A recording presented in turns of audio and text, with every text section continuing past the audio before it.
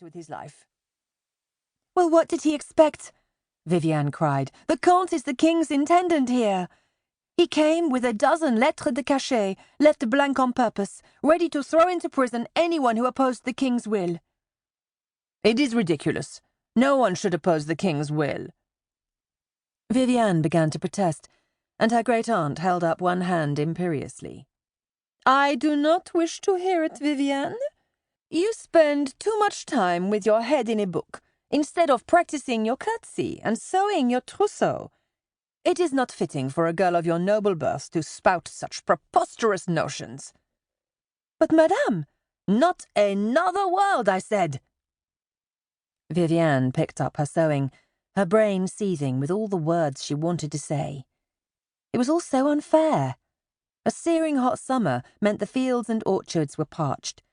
If there was not rain soon, the harvest would fail yet again. The peasants were hungry, and there was much muttering against the king and queen ensconced in the gilded palace of Versailles. Viviane could understand why. She had been overwhelmed by the opulence of the court during her brief stay there in the spring.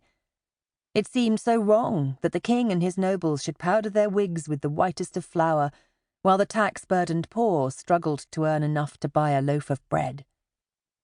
But Viviane could not speak her thoughts. It was another thing forbidden to her.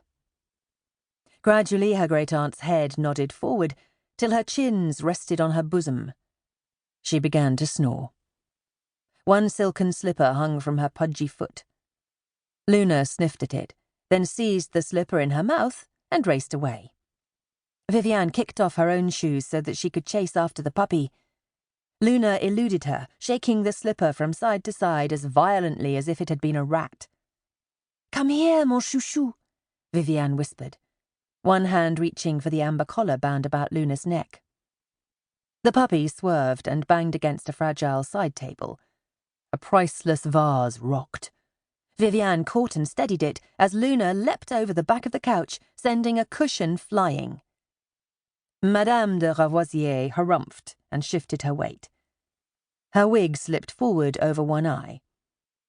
Viviane stood tense and motionless, one hand held out entreatingly to the puppy. Luna stood, head tilted, brow wrinkled in inquiry, the slipper dangling from her jaws. The snores rose once more.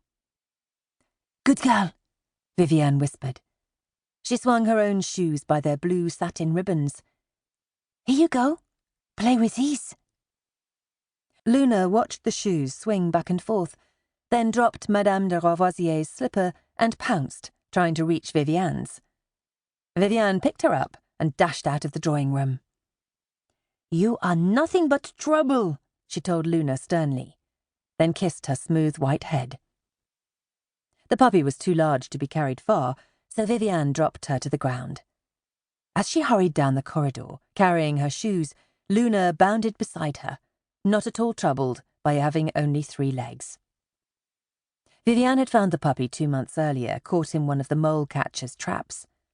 The foreleg had been too badly mangled to save, and the kennel-keeper had reluctantly decided she must be drowned. Monsieur le Marquis not wanting to feed a useless dog. Viviane had castigated the keeper for his cruelty, then helped him to amputate the injured paw. The pup had survived, and had been named Luna for the whiteness of her coat and the huge patch on her side as round and red as a harvest moon. Ever since, Luna had been Viviane's constant companion, following her about all day and snuggled at the end of her bed each night. Viviane would have been very lonely without her. She slipped through a double set of doors into the ballroom, shadowed by shutters and swathed in dust cloths. Viviane began to slide along the parquet floor in her white stockings. Luna pranced beside her. "Why, monsieur, I thank you," Viviane said, curtsying to an imaginary gentleman. "I would love to dance." She executed a few neat dance steps, her skirts billowing. She twirled and stepped and curtsied, and Luna played about her, springing and bowing as if she too moved to imaginary music.